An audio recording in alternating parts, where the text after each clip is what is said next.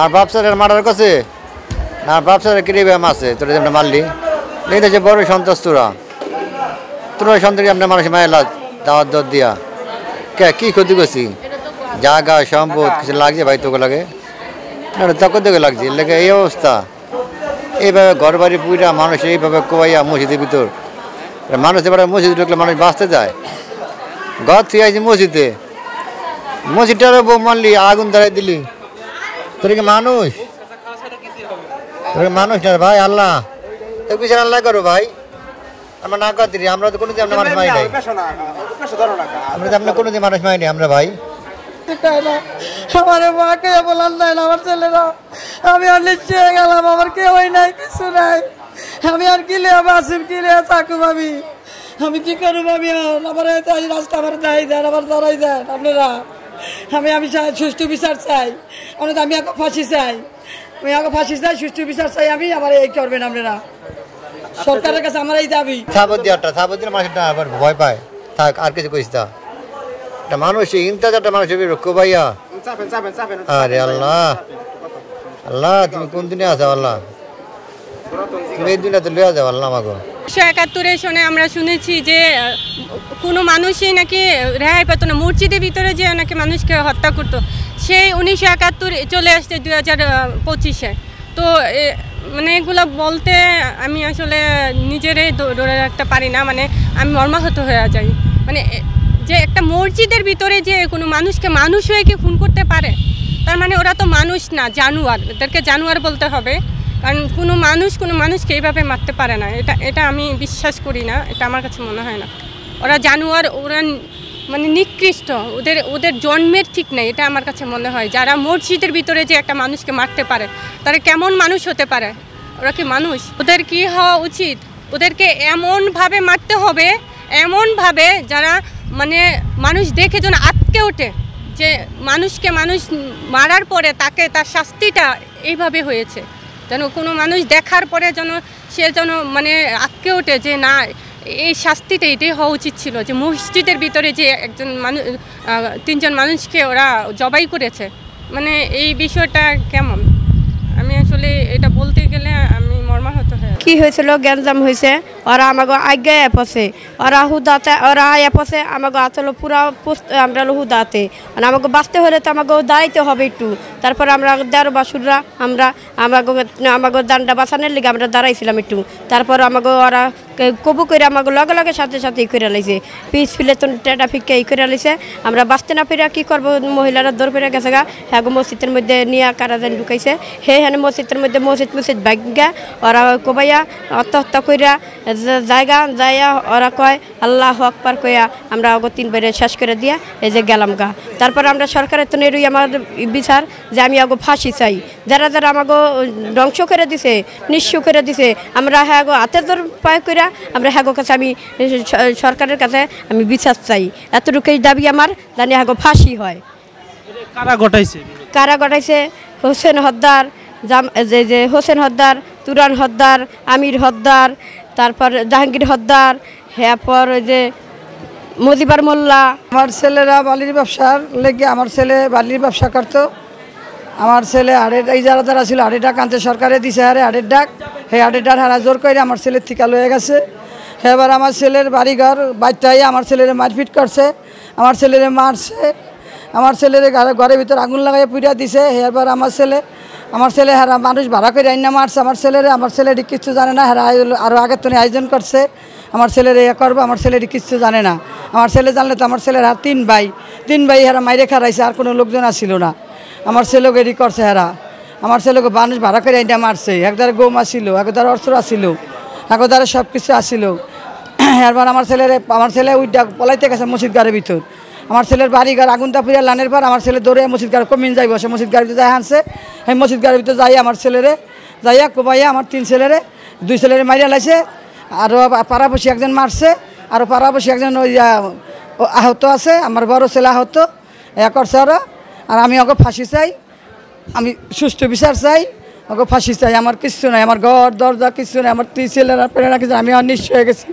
আমার স্বামী নাই কিচ্ছু নাই আমার স্যার আমার কিচ্ছু নাই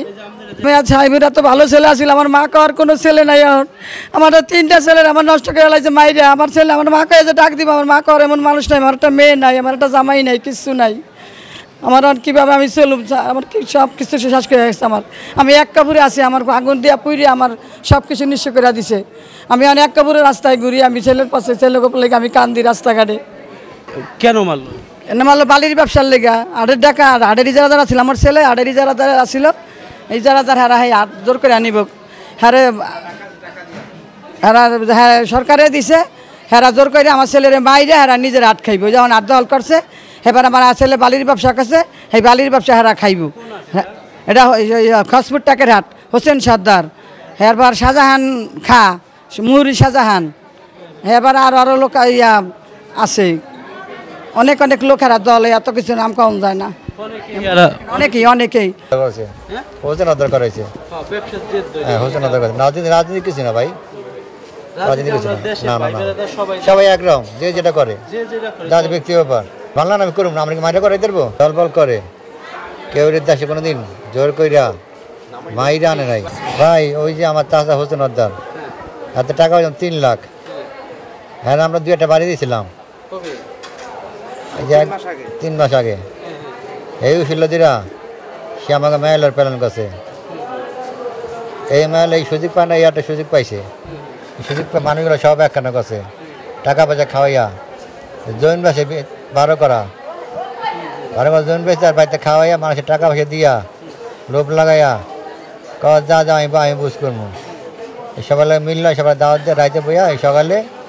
এই আমাকে হিট করে। আমরা ভাই আমার গ্রামে যাইবেন সবাই আমার শত্রু না ভাই, 80 পয়সা দূরের লোক আছে জিজ্ঞানটি ভাই। আমরা কোনো দিন কেউ জোর করে রাজনীতি আমরা কেউ খামলে থাপড় দিছিনি, কেউ নিশা করছে, ছোটো ব্যাপারদের বিচার করছি ভাই এটা করিস টিকা ভালো না ভাই, জীবনটা নষ্ট হয়ে যাবে গা। ওরা বাবা বেছে ডিলার, যারা এটি করে ওই দেখবেন ইয়ে আছে শাহজাহান, উকিল, মুহিরি, বাবার ডিলার, ও বাবা বেছে। আমরা কইছি ভাই এটা কেন না ভাই, আমরা ছোটো এলাকা ছোটো ব্যাপার না ভাই, এটা করলে এলাকা ছোটো নষ্ট হয়েছে, আমার ছেলেও তো আছে নষ্ট হয়েছে বাবা। আবার ওকে এই কথা ভালো লাগে না, সবাই কইয়া লাস্টে এই যে আমার বাইরে এসে কইরা আমাকে পুরো ফ্যামিলিটারে ভাই বেড়াতে জেনে যাওয়া আছে সব এসে কইরা আর হিট করে দিল। হিট করে ডারে বাড়িতে ঢুকে কোবাই ঘর বাড়ি জেনে যা আছে সব পুজো লেছে। আমরা যে জিগানটিটা আমার বাড়ির সামনে আমরা 50 জন একলা খারাইছি নি, আমরা 3-4টা ভাই বেড়াতে খারাইছি বাড়ি রক্ষা করবো, না পারলে মরে যাবো ভাই। বাড়ির উপরে গেলে কেউ সাইরা দেয় ভাই, আমার বাড়ি রক্ষা করার লাগে আমি এরপর বাড়ি সাইডে দিছি, দৌড়দাম মসজিদে গেছি গা। এই মসজিদ বলতে যায় ভাই দেখেন কী কবার না কুবাইলো, মসজিদটা ভাঙ্গা চোস্তাস করে নিল, আল্লাহর একটা ঘর, তুই তো মরবি আমি তো মরমু, এর লাগে আল্লাহর ঘর এই অবস্থা করলি। কোরআন শরীফ পুরা মরে সব তস্তাস করলি, তারা মানুষ, তারা কেরম মানুষ, তারা মোল্লা সেটা কেরম, তখন নাম তো মোল্লা। হোসেন আদার করা হয়েছে, তোর হোসেন আদার করার কারণে তোরা করলি জিনিসটা। এখন কী হয়েছে, দেশের ক্ষতি হয়েছে, নাহলে আমার আত্মাও নাই, নাহলে আমি মরে যাবো, তোরা বাচ্চা ডাল ভাত খাবি, আমার ফ্যামিলি কষ্ট করবো। আমি তো ওগুলো দোয়া করি ভাই তোরা সুখে থাক। তারপরে আজকে একটা কথা কি ভাই, কোনো মানুষ এইভাবে মারিস না ভাই, একটা থাপড় দিই মনটা গেলে মানুষ মারিস না, মানুষ এইভাবে কোবাইস না মানুষের ভাই। ভাই তো এটা রিকোয়েস্ট ভাই, তোকে সবাই ধরে দেখ পুরো হসপিটাল রিকোয়েস্ট। সে ওনার হাতে ছিল তখন কিন্তু এই অবস্থাটা ছিল না, আর ওনার হাতে বলতে কি জোর করে এই রাজাকারেরা দেশ দখল করেছে, সেই কারণে উনি এখনও রানিং প্রধানমন্ত্রী হিসেবে আছেন। তবে এই রাজাকারেরা জোর করে দখল করে আজকে মসজিদের ভিতরে গিয়েও মানুষ রক্ষা পায় না, কারণ ওইখানেও যে তাদেরকে খুন করছে, জবাই করছে, মসজিদ ভাঙচুর করছে। তার মানে কোথায় আছি আমরা, কোন দেশে আছি? এটা কোনো বাংলাদেশ হতে পারে না, এটা বঙ্গবন্ধুর বাংলাদেশ না, এটা আমার জননেত্রীর সাজানো বাংলাদেশ না, এটা আফগানিস্তানের চেয়েও বেশি, আরও বেশি খারাপ অবস্থা, আরও বেশি মর্মাহত। মসজিদের ভিতরে যে মানুষ খুন করতে পারে তাদেরকে এমন শাস্তি দিতে হবে যেন এই ওদের শাস্তি দেখে যেন বাংলার মানুষ যেন আটকে ওঠে, বলে যে না এটা শাস্তিটা ঠিক হয়েছে, ওদেরকে এইভাবেই মারা উচিত ছিল, এমন শাস্তি দেওয়া উচিত। এখন আল্লাহ লয়ে গেছে ভাই, মুই আর কি জানবো, সাংবাদিক আমরা করতে পারবেন যা আগে তাই করতে পারবেন, বাইরে ভেদ পাই ভাই, পাইম না আমার বাড়িতে লিয়ে গেছে আল্লাহ লয়ে পার ফেরত পাইম না মুই যতন লিয়ে গেছে গা না আমার ওইভাবে থাকতেইব যদি আমার জনগণ যে পাশে থাকে আমি এটার উদ্যোগ নেব আমি কঠিন বিদেশে জনগণ দ্বারে আমি জনগণ দ্বারা কী অন্যায় করছি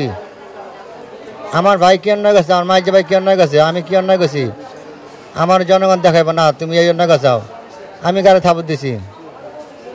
আমি এটা জনগণের বিশ্বাস চাই যারা যেটা করছে এটি হেরা হেরা এই এলাকার জনগণ না হেরা এলাকা বড় সন্ত্রাস আর এইভাবে মানুষ দিয়া টাক দিয়া মানুষ শেষ করে দেয় মানুষ এইভাবে টাক দিয়ে শেষ করে দেয় এই যে কানা ফারুকারটা জমদার গোষ্ঠী আর পুরো ফ্যামিলি লয়ে গেছিল আমার ঘরের সাথে ঘর জীবনের সালাম সারা কাকা কইনি কাকা আসসালামু আলাইকুম এই সালামটা দিছি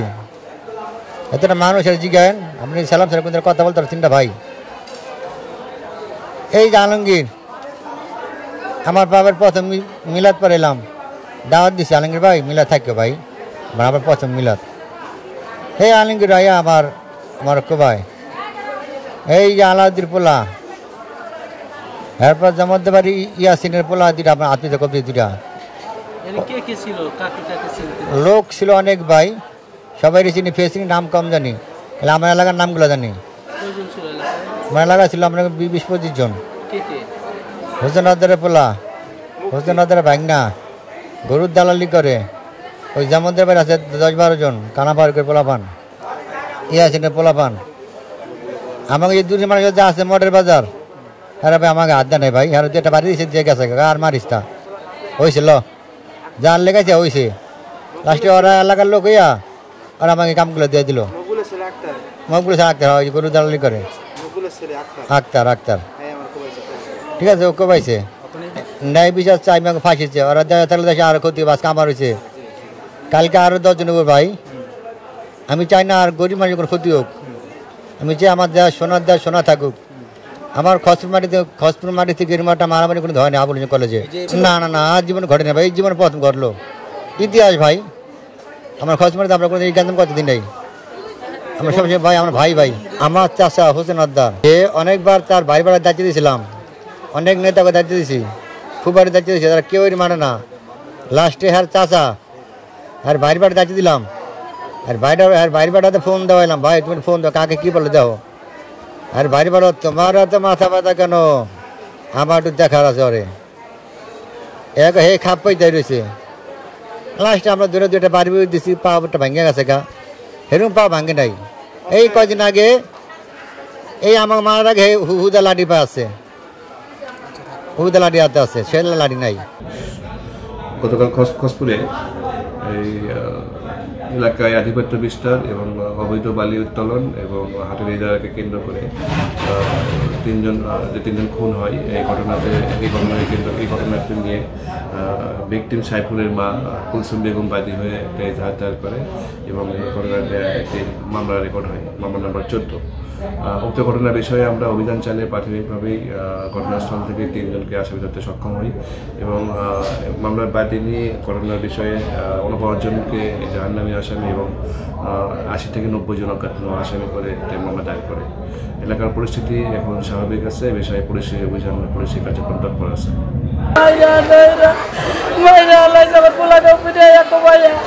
আমার বাড়ি গাড়ি বাগুন দিয়ে লাগছে পুইয়া সব কিছু লয়ে গেছে, আমার কিছু নাই, আমার নিঃস্ব করে হয়ে গেছে, আমার কিছু নাই বাবা রে, আমার কিছু নাই, আমার 2 পোলারে মাইরা লাগছে। আমি জুস্তি বিচার চাই, আমি একটা পাঁচি চাই বাবা, আমার পালা হারে টাকা ছিল, আমার পালা ফ্যামিলিটাই নষ্ট করে দিছে। আমাকে এমন শাহজাহান মোল্লা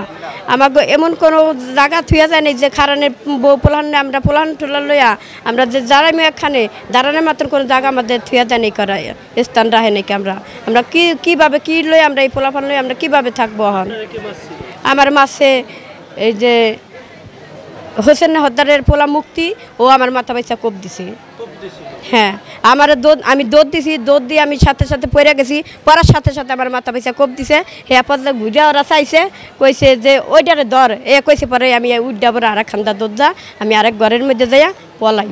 আমি চাই হ্যাগো হত্যা হ্যাগো ফাঁসি হোক। আমি সরকারের তো এতটুকুই আমার দাবি। আমি যারা যারা মারছে আমার স্বামী গো হ্যাগো হ্যাগো আমি ফাঁসি চাই। মসজিদের মধ্যে ওরা 5 মিনিট সময় চাইছিল, কইছে আমাকে 5 মিনিট সময় দেন। ওরা সেই সময়টুকু আমাকে দেয় নাই কে। ওরা সময় দিয়েছে 5 মিনিট দিয়েছে, কইছে যে ওরাও আমাকে মাইকে বলাইছেন যে তোরা যে যেখানে আছে তো আমাকে বাঁচা। ওরা বাঁচতে দেয় নাই কে। 5 মিনিটের সময় শেষ হয়েছে পরও ওরা হত্যা করে কোবাইয়া ওরা থুয়া হারা বাড়ি গেছে ঘাসে। আমাকে 3 জন মার্ডার হয়েছে, 2 জন মেডিকেলে আছে। অনেক মানুষ আত্মহত্যা হয়েছে এমনই, সবারই মাথা ফাইটা গেছে, মাথায় সেলাই লাগছে, হাত পা কাটতে গেছে। কত না অনেক মানুষে অবদ্ধ ব্যবসা করতো, এই ব্যবসা করতে মানা করতো বিদায়ী, আরে মানুষে ভালো জানতো না, ও বাধা দিত খালি মাইসেরে যে তোমরা দেশে থাকো, ভালো কাজ তোমরা খারাপ কাজ করো না কিছু, তোমরা ভালো হয়ে থাকো। হ্যাঁ, তো এই রমজান মাসে মাদারপুর মসজিদের ভিতর ঢুকে সাইফুল সর্দার ও তার পরিবারকে আসলে নিঃস্ব করে দেওয়া হয়। মসজিদের ভিতর ঢুকেই কিন্তু বালির ব্যবসাকে কেন্দ্র করেই কিন্তু এই ঘটনা সূত্রপাত হয়। এই ঘটনাটা আসলে মূল ঘটনা ক্লিয়ার ভাড়া করেই আসলে সন্ত্রাসী বাহিনী ভাড়া করেই কিন্তু হোসেন সর্দার যিনি রয়েছেন বালু ব্যবসাকে কেন্দ্র করেই কিন্তু ওদেরকে আসলে পুরা পরিবারকেই কিন্তু মোটামুটিভাবে নিঃস্ব করেই দেওয়া হয়। শুধু পরিবারকে নিঃস্ব করেই শান্ত নেই তারা, কিন্তু ইতিমধ্যেই তাদের পুরা দেখতে পাচ্ছেন যে তাদের বাড়ি ঘর যেটাই রয়েছেন কিন্তু এগুলিও কিন্তু জ্বালিয়ে দেওয়া হয়। এই সন্ত্রাসী বাহিনী কিন্তু তাদের 3টি ঘর পুড়িয়ে দেওয়া হয়। আর ইতিমধ্যেই কিন্তু তারা এই রমজান মাসে মসজিদে ঢুকেও কিন্তু তারা ছাড় পায়নি। আসলে আপনাদের কাছেই আমি প্রশ্ন রাখবো যে একটা মানুষ যখন বাঁচার জন্য মসজিদে ঢুকে, ওখানে ঢুকেও তাদের মসজিদ সহ যেভাবে কোপানো হয়, এটা কি আসলে কোনো মানুষত্বর কাজ? আমি জানতে চাচ্ছি আপনাদের কাছে দর্শক। কিন্তু ইতিমধ্যেই আসলে তার বড় ভাই যিনি রয়েছেন অলিও কিন্তু মৃত্যুর সাথে পাঞ্জা নড়ছে আমরা যতটুকু জানতে পেরেছি। কিন্তু তারা ওখানে ঘটনাস্থলে সাইফুল ও তার বড় ভাই সাইফুল ও তার মেজো ভাই যিনি রয়েছেন আতাউর ওরা কিন্তু 2 ভাই ঘটনাস্থলেই মারা যায়। পাশে যিনি চাচাতো ভাই পলাশ উনিও কিন্তু ঘটনাস্থলেই মারা যায়। আসলে এই যে মসজিদে ঢুকেই রমজান মাসে কিন্তু এই ধরনের হামলা কাণ্ড আসলে ঘটনা ঘটেছে, এটার আসলে বিচার কি আজও হবে কি না, কি মনে হচ্ছে এলাকাবাসীর কাছে? কিন্তু এরকমটাই তারা দাবি করেছে যে এটা সুস্থ তদন্ত হোক, বিচার হোক, এটাই কিন্তু পরিবারেরও দাবি। পরিবারের যিনি সাইফুল তার ওনার আম্মা মামলা করেছেন, মামলার নাম্বার হয়েছেন 14। আসলে আপনারা বলবেন যে এই ধরনের ঘটনার আসলে কি হওয়া উচিত? রমজান মাসে এ ধরনের ঘটনা ঘটায় যারা, আসলে তাদের কি হওয়া উচিত? মসজিদের ভিতর ঢুকে এই ধরনের হামলা, মসজিদকে ভাঙচুর করা, এটা আপনারা কিভাবে দেখবেন আসলে আমি জানি না দর্শক।